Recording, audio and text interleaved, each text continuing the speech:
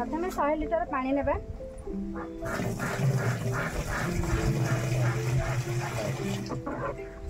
से 5 लिटर गाई परिस्रा को ढालिबा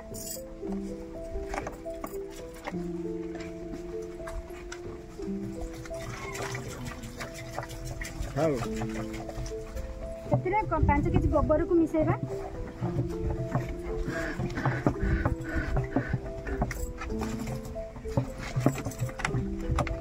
सब को भल कि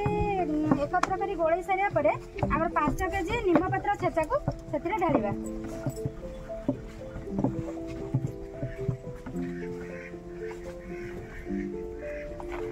यही सब सामग्री को एकत्र मिसाई ताको घांटिबा